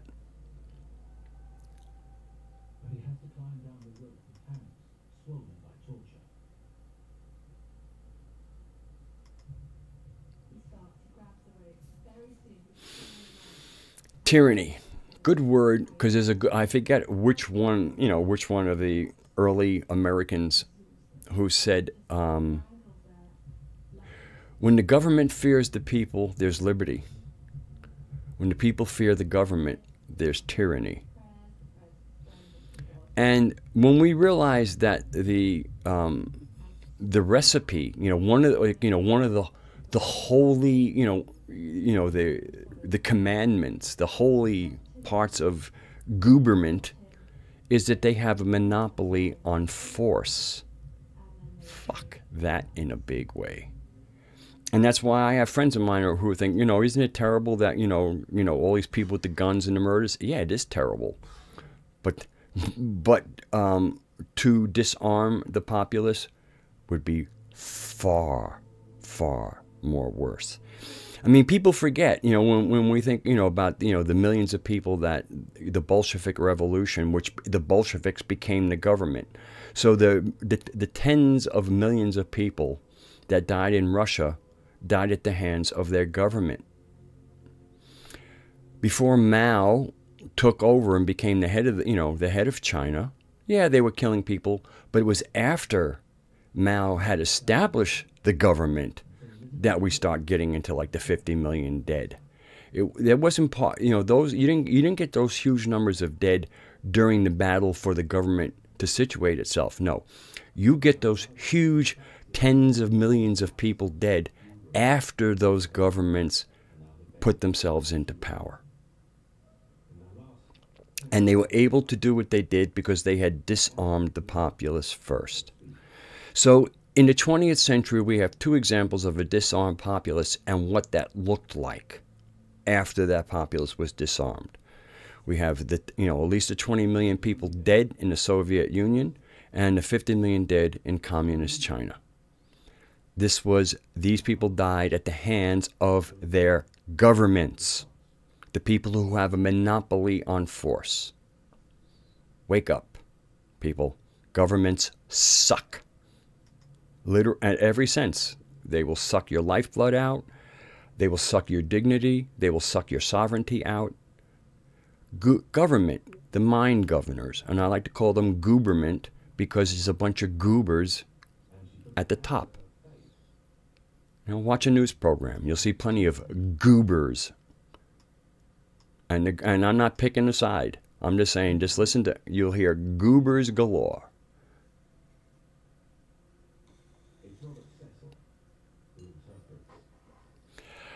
Humanity did become self-absorbed and spineless, but they were led there, but you can either be a sheep and allow yourself to continue to be led, or you can get up on 2 legs and say, I'm going the other way.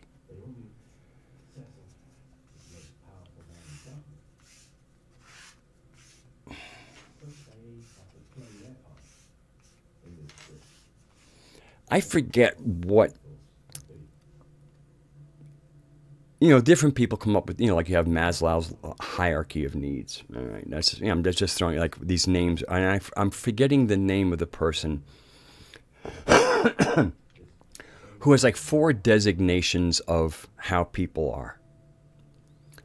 There is the unconsciously incompetent.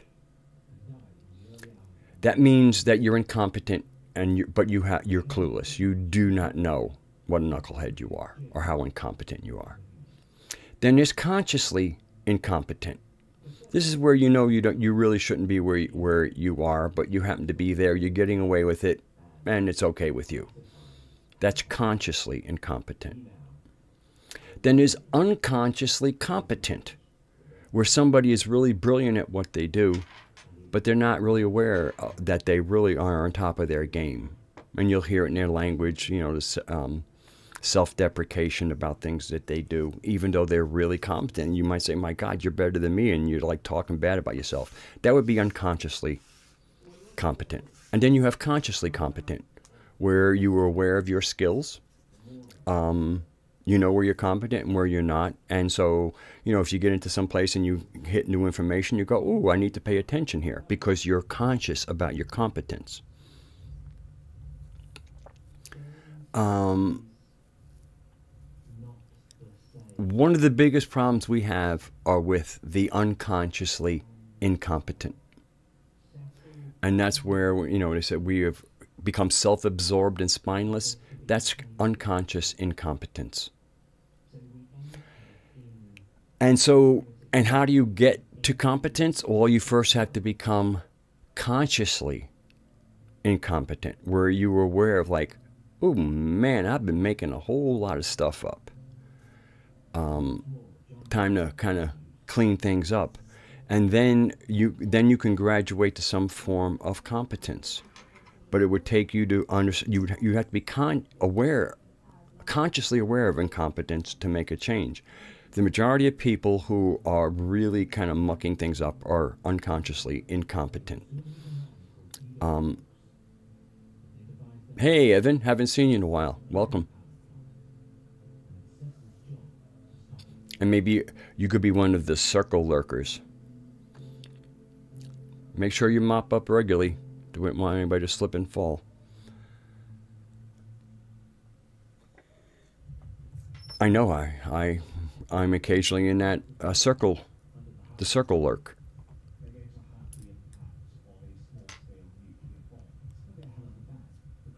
Sometimes it's just the place to be.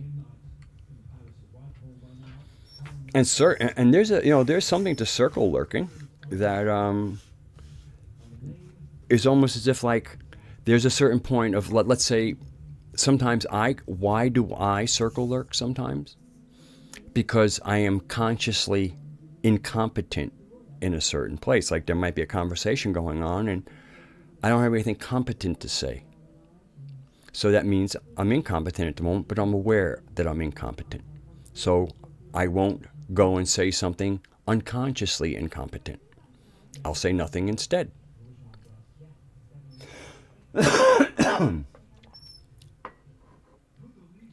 So, to me, in the circle lurkers, what we often have are people who are conscious that you know,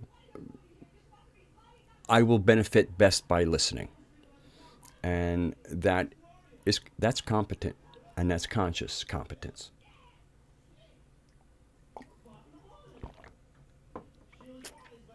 So we're kind of coming down in the last few minutes of this stream. I really want to keep these streams to about 2 hours, because I think that I know when I put on something to listen to, a lot of times I like a 2-hour one. It could be a little bit longer, but that's a good, especially when I'm kind of like mellowing out. Sometimes it takes me I start off listening and then I can drift a little bit. And I try to make what goes into these videos worth listening to, but there's also a listening that goes when you drift. And so if somebody says, oh, I use your videos to fall asleep too, good. At least you're getting use out of them. And I mean that sincerely.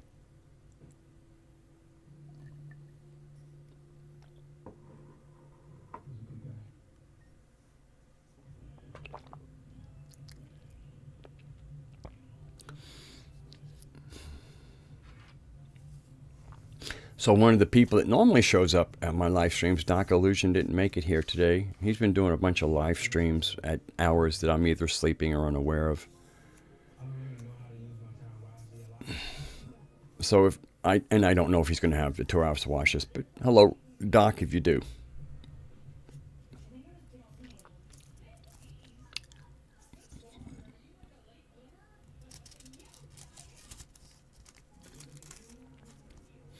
So anyway, Lee, I'm sorry I couldn't really do a better job with your question. But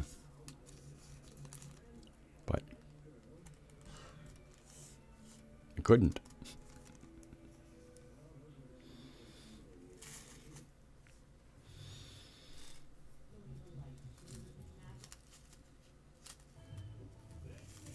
I have been more successful in getting some words written to my songs. It was funny, one time I was, there's all kinds of little energies to call on. The muses are an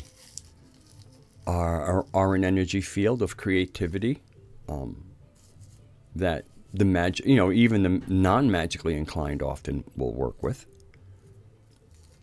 And so I'm trying to get a bunch of stuff done, and I've asked the muses to assist me. And they kind of gave me a very clear answer, is we're very happy to assist after you put a few words on the paper. Basically, it was just like, oh, we have a well of good stuff for you, but you're going to have to come up with a cup of water to prime this pump.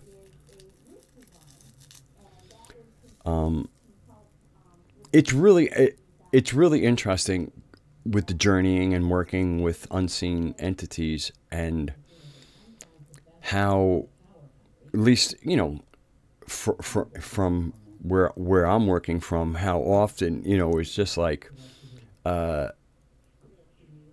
you get things started.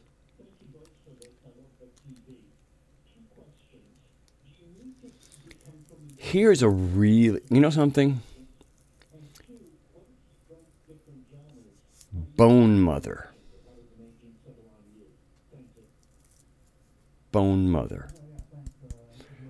Raksha did a beautiful ritual with the Bone Mother, I don't know, some streams ago. Also known as Kali Ma. We're going to use bones for a second. I'm going to create a metaphor, an analogy, a metaphor. And I think I've done this before, but it's important to remember this.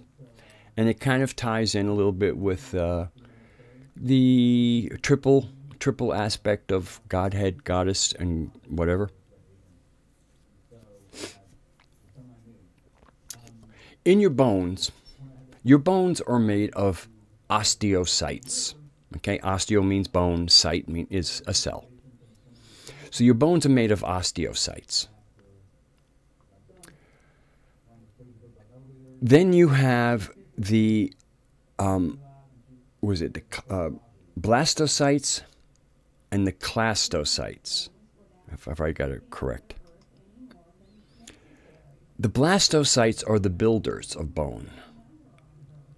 And then, so what they are building are osteocytes. Then you have the clastocytes, which are busters. So that's where you get the word iconoclast, where you're taking an icon and you're busting it, you're splitting it, you're breaking it down. That's what the clast kind of means. So you have bone cells that are managed by two other kinds of cells that are unique to bones, and those are osteoblasts and osteoclasts. And what they will do is, well, let's say if you lose, the osteoclast will break down bone sometimes with acidic blood. Your blood is acidic. Some calcium is needed as a buffering for your bloodstream. The body looks into the bone, gets a kind of a record of what kind of stresses are needed. Is a bone stronger than the stresses that have been recorded that have been registered are there. And so if you need calcium and there's a bone that's stronger than it needs to be based on what the demands have been, the osteoclast will break down some bone material and free up that calcium that's tied into the apatite hydroxy calcium molecule that makes up bones. And so, but similarly, let's say if you gained a little weight and so a bone needs to, or you're building up muscle and so the bone needs to be more robust, then you'll have osteoblasts adding bone. Similarly, if you had your hips off and your weight was different, you might actually have the osteoclast breaking bone from the one that no longer carries much weight, and then making sure the osteoblast making sure it gets over to the one that needs it. So you kind of have, you have this dynamic thing of the preserver, the osteocyte, or the bone cell itself is kind of like that preserver aspect of the triple head. The osteoblast would be the builder or the creator aspect, and the osteoclast would be what they call the destroyer. And the reason I took the time to put it in this very common scenario in our body is that the osteoclast, even though it is breaking down the bone, isn't destroying for destruction's sake. It is an action taken based on dynamic processes in a dynamic system. So really similarly, when we get to the bone mother, who at one level could be kind of seen as a clast, but the whole purpose, because she is always part of this triple creation thing, in a healthy system where all parts are communicating, any kind of clast or breakdown cycle is basically making material that is no longer needed available for the blast to turn into new material. And then what we like and wish to preserve is that kind of neutral place, that less dynamic place. Less dynamic. And so when we kind of can understand a bone and that you have what is preserved, but even that, depending on environmental changes, dynamic things, which is preserve. So the bone is preserver, and then you have creator and you have destroyer. But it's only when you kind of isolate destroyer that you kind of see this darkness and nastiness. And then you look at creator and you only see goodness. Do you ever have a bone spur? The osteoblasts build a bone spur. Now, very often that's in response because the Achilles tendon, which is a tendon that comes off the bottom of the calf and then wraps around the heel. If you do a lot of activity that creates a kind of a chronic tension in your calf muscle, also known as the gastrocnemius, you would be creating this constant pulling on the tendon attachment at that point of your heel. So if you have chronic pulling on that, the bone, to try and ease some of that pulling, it's actually responding to that pulling by the tendon. So what it does is it puts more bone material out there, because there's just almost like a calling. You're pulling on the bone material from the shortened muscle that goes from the muscle onto the tendon, and tendons attach onto the bone. So in this case, you will get a creation cycle of more bone that actually is something you don't want. Why did I go there? Because, again, the whole thing is creation isn't necessarily good. Destruction isn't necessarily bad. And then, of course, what we preserve, well,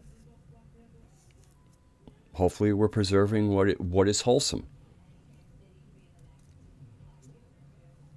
Boy, the chat got quiet.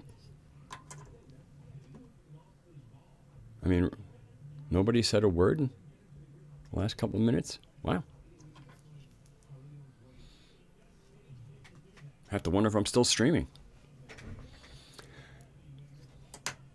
So anyway, there we go. That's very kind, Raksha.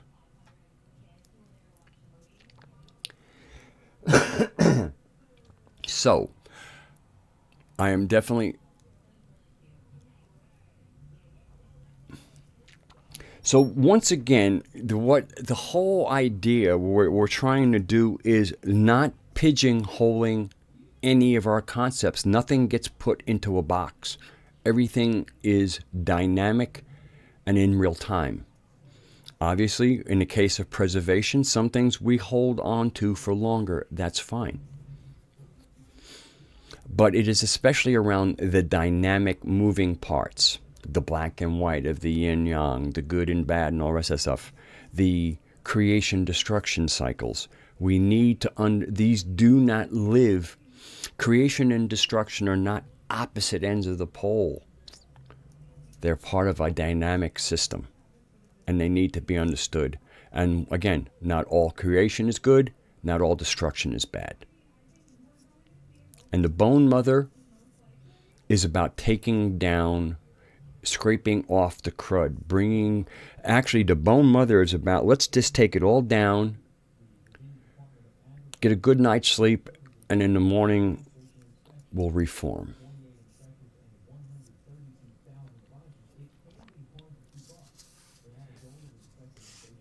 And in that Bone Mother ritual is the only kind of magic that we might ever want to use to get to rid the world of its garbage. Is that treat us all as garbage. Take us all to the dump. And those of us who don't belong there will return. We don't have to return, we will be returned.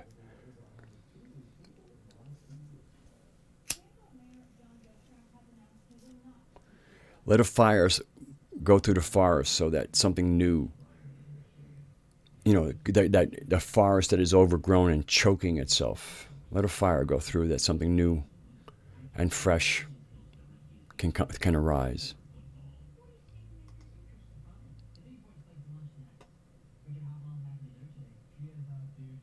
So, anything, please use the chat now to ask questions, say goodnights, opinions.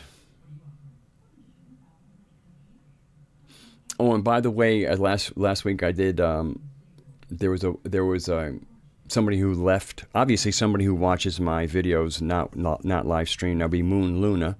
I addressed some comments of hers, and she left me a very appreciative comment after I did that. So you're welcome, Luna. I'm glad I could provide a service. I really do want to try and cultivate a conversation we can all have with each other.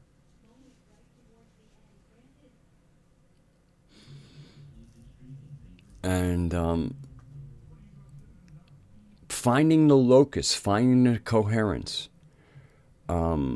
ridding ourselves of baggage that will not allow us to be in that center where anything that doesn't belong doesn't fit.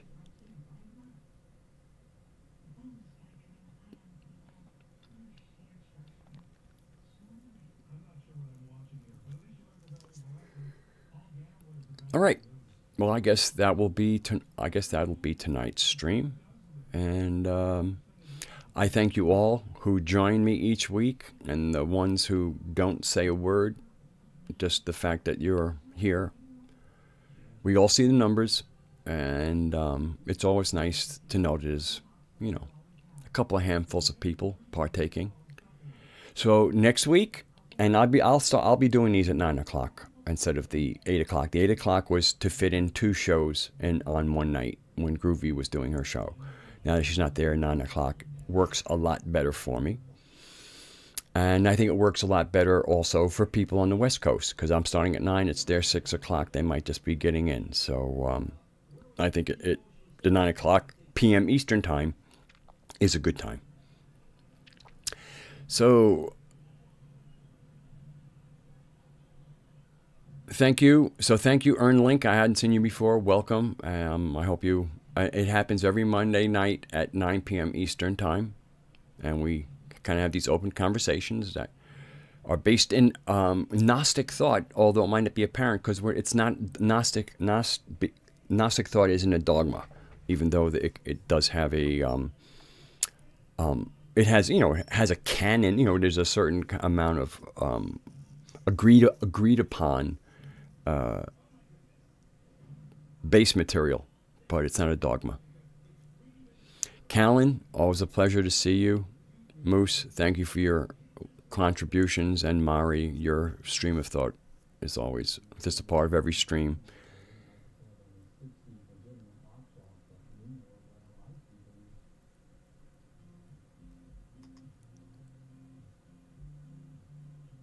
And Blue Bud, glad it's good to have another musician around. I hope you enjoy the Weber speaker one. It's really geeky in a lot of ways, but it's also I'm forever a mystic even as a musician. All right, so that's it. Let me get to my stop streaming. Okay, I've now